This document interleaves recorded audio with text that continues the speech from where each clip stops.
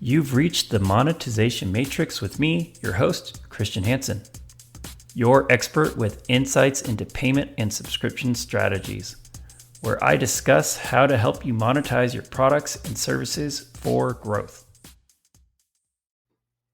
Welcome to episode 4 of the Monetization Matrix with your host, me, Kristian Hansen, where today we're going to discuss crushing involuntary churn. Churn is an expensive problem, and I would argue that churn is one of the most important KPIs for your business. Almost more important than revenue, because if you're losing all your subscribers, then you have no revenue and you have no growth to worry about. Don't even start worrying about your NPS if all your subscribers are gone. But, they do play hand in hand. However, the metric that I always look at is churn. And that gets me to why is it so important to worry about churn? Well, it costs a lot of money to acquire a customer. And it costs even more money to try to get that customer to come back if they've quit for whatever reason. If either they canceled themselves voluntarily or they involuntarily churned. And now you've got to try to re-engage with them and get them to come back and sign back up. So churn is important, and churn is what makes or breaks a lot of companies. Not only do you lose out on revenue today when a customer churns, if you're in a subscription-based business, but you lose out on all that future revenue as well. So you've got to fight for every single subscriber. And today we're going to talk about some of the common reasons why customers churn and some of the high-level techniques that you should be thinking about employing so that way you can retain your customers and grow your business. I would say, having a robust payments and subscriptions recovery program is an absolute must if you have a subscription business or you're thinking about starting one. I've seen a lot of companies at this point in my career that kind of fell into subscriptions and they didn't really think about the fact that they were going to be facing so much uphill battle in terms of churn. And they didn't have strategies in place and they didn't know it was going to be a problem. They just thought that they would grow. So if you're a veteran of the churn space, welcome. If you're new to the party, welcome as well. That's the great part. Churn is always happening. There's always new techniques and how to fight it. And there's different ways to fight it. So to me, churn is a really interesting space. Kind of to start off, there are 3 different types of churn. There's overall churn of your business. How many people are canceled in total during a billing period? But you also have to break it down to kind of like 2 other areas, 2 other sectors. You have your voluntary churn and your involuntary churn. Your voluntary churn is when someone cancels. So, maybe they didn't like your service, or it was too expensive, or it didn't deliver on the promise that they expected. So they have canceled. They've either went online, they've canceled, they've called you and canceled, but they have intentionally chosen to leave your service, your product, whatever. Today, we're not going to talk about voluntary churn. There's a whole different technique involved in trying to save these types of customers. Involuntary churn, on the other hand, is when you just can't collect payment. So this customer has never actually told you that they want to leave. They've never specifically indicated that they don't like your service, your offering, your product. But for whatever reason, you can't collect payment from them. So if you can't collect payment from someone, do you keep giving them access to your services, or do you cut them off? Do you cancel them? And depending on the type of business you have, the industry that you're involved in, there might be some compliance reasons, some regulatory reasons why you might have to cancel these subscribers. At even its highest level, you would probably want to cancel them because you don't want them to get your services for free, even if there aren't any compliance related things involved. Well, like, how big of a problem is this? Well, it really depends on your business. Like, every company has a different level of involuntary churn. So I do not want you to walk away from this podcast and say, oh, well, Kristian says this is a good involuntary churn rate. This is a bad involuntary churn rate. It will be specific to your business. It will be specific to a number of different variables. So how often do you bill someone? Are you billing them monthly? Are you billing them semi-annual? Are you billing them every 12 months? When a couple of years back, I signed up for Disney when Disney created their Disney Plus, and I was able to sign up on I think it was like 3-year term. So I was paying up front like $160, $180 or whatever it was. And I got a really cheap price, but they weren't going to charge my card for, I think, 3 years. It was like 2 or 3 years, something crazy.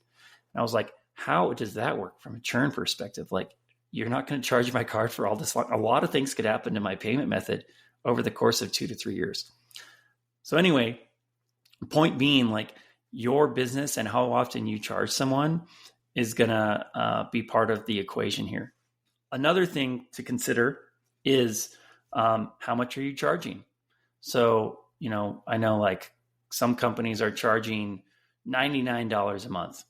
Some are charging $10 a month, or, $7.99.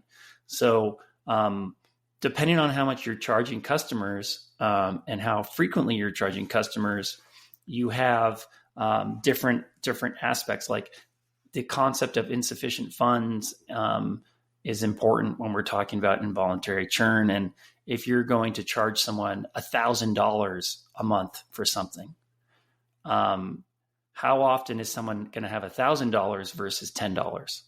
So your churn is going to be different, and your churn profile of your customers is going to be different if you have a high value, high priced product or service versus a low priced one. But that kind of gets us to like, what are some of the common reasons for involuntary churn? Well, one of the main ones is outdated payment information. So cards are stolen. Cards are sometimes, you get a new card, so maybe it expires.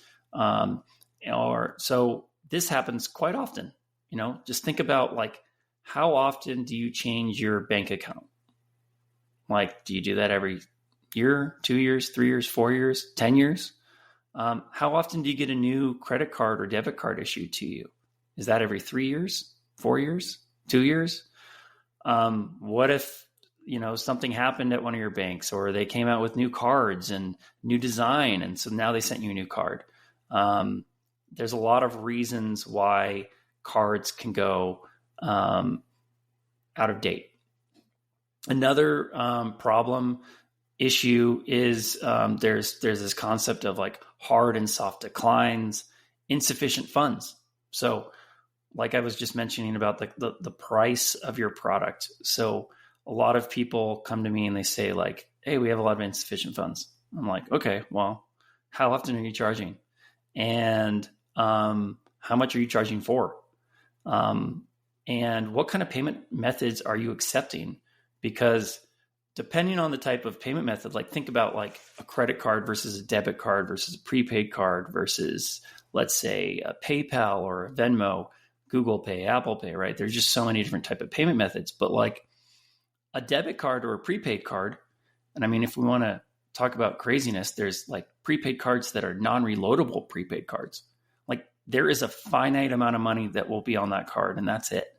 It could be a $50 prepaid card, and that card will never be updated beyond $50. And every single month you charge it $10, it will only exist for 5 months, and then that customer is gone. If it's a debit card, well, those customers only have the money that's physically is probably the wrong word, but that is physically in their actual bank account. So when you go to charge that card, if it's a debit card and they don't have that money, then either they're going in overdraft or some other bad thing, right? If your customers are primarily paying with credit cards, Well, depends on what their credit limit is, but higher likelihood that they'll be able to support the charge. Again, depending on what that charge is. What I like about some of these digital payment methods, these digital wallets like PayPal, for instance, is that there could be a variety of different payment methods supporting that. So PayPal itself is a wallet, but attached to that could be a bank account, could be a debit card, could be a credit card, could be funds that have been submitted into their PayPal wallet. So you might see a better result if your customers are paying with digital payment methods than just debit. So insufficient funds. Another way that you're going to lose customers pretty quickly through involuntary churn is if you do not have a dunning strategy in place. So are you reaching out to your customers and saying, hey, your card failed. Please make a payment. You're going to lose access to this amazing service or product. How often are you reaching out to them? Are you sending them one email? Are you sending them a text message? Are you sending them in-app notifications to let them know that they don't have access or they're about to lose access to your service? So that's another way to think about like how you reach out and contact your users so that they don't leave inadvertently. Like just imagine you had this amazing service and the customer didn't even know that their payment method failed because you didn't let them know. So they would happily reach out. So make sure that you have an easy way for them to update their payment method on file or create a new payment method on file. Which kind of now takes us into, and this isn't going to be an exhaustive list of all the ways that people involuntarily churn, but what are some of the ways that you can combat some of these really common reasons why people are churning involuntarily? So if it's an outdated payment method, I would say, are you using Account Updater? Does your payment processor have this as a service? If not, it's like a huge red flag. You've got to be updating the card. There's Account Updater. There's Real-Time Account Updater. There is also this concept of network tokens as well. So I would say reach out to your processor and make sure that this is enabled if it is not already by default. This is a great way to make sure that if a payment fails for whatever reason, that the most up-to-date payment information is available, so that way your processor can then go and retry and reattempt that payment that has failed for that invoice. Which kind of leads me to a different area, which is how do you deal with people with insufficient funds? Well, are you just going to swipe their card one time, so to speak, and just try once? Or do you have some sort of retry schedule or retry strategy in place? So that way you can try to triangulate, although you don't know.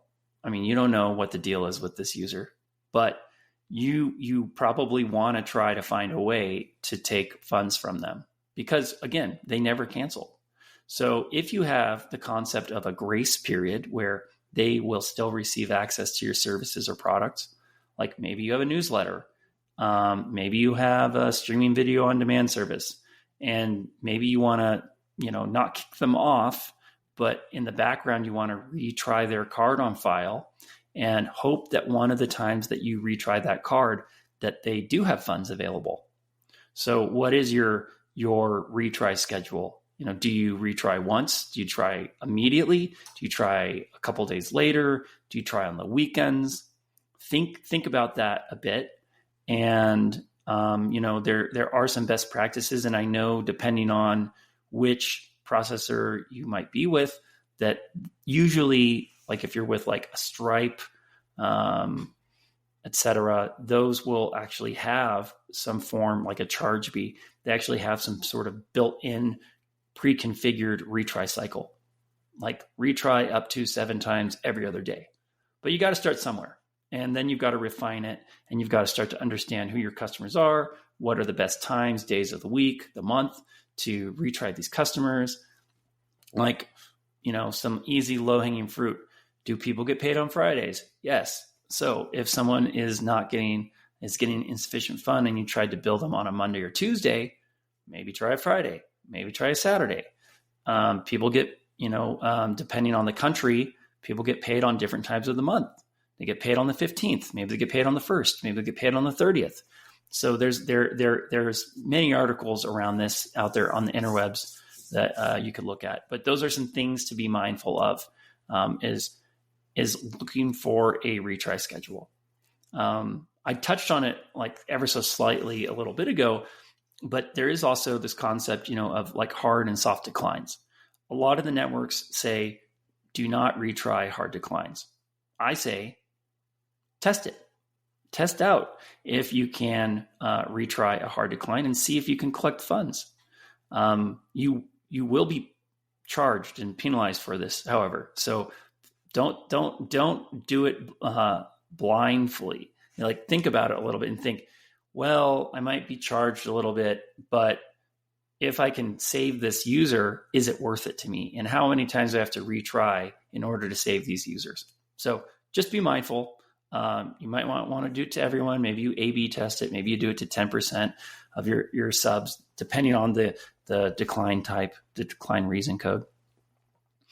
Another area that I think is important is your dunning strategy. So as I was mentioning earlier about your outreach, are you messaging them? Are you letting them know that there's an issue?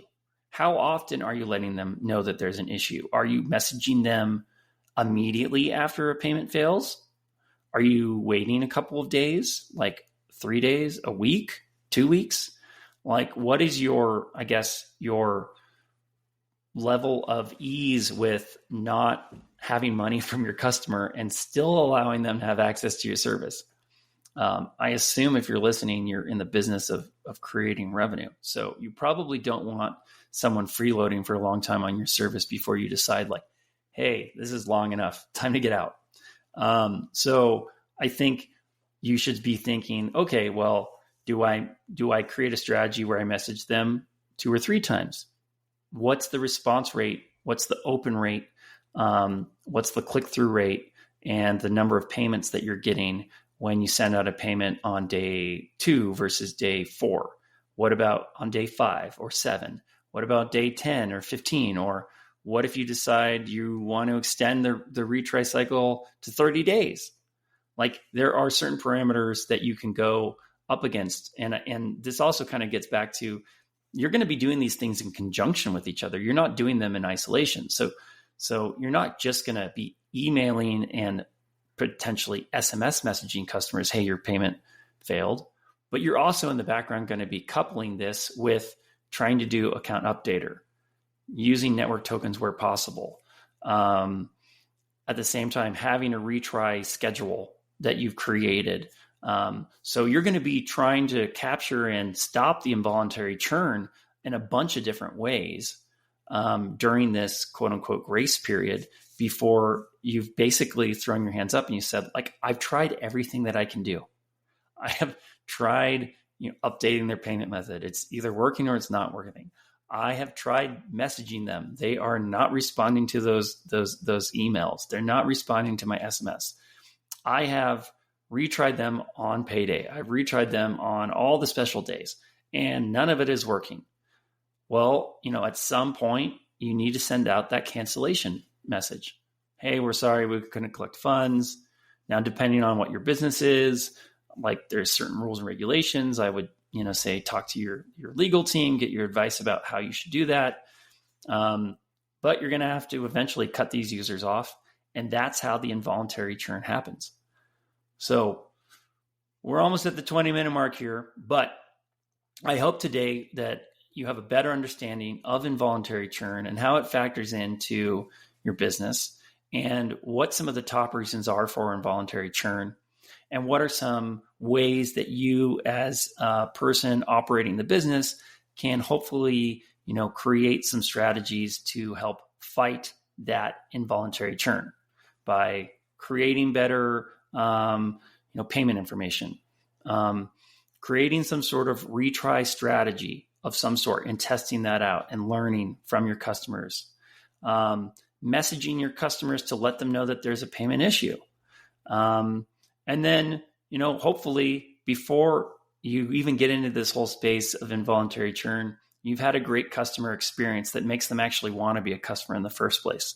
So the more that you have a great customer experience, the more likely the customers, when they get those messages from you saying that they're about to lose access to your amazing service, the more likely they're going to say, you know what, I'm going to make a payment right now because I love this company. So I hope that's been helpful. Again, if you guys have any questions, issues, you'd like to talk about stuff, hit me up, Kristian@paymentsforpayments.com. And thank you for listening to another episode of the Monetization Matrix.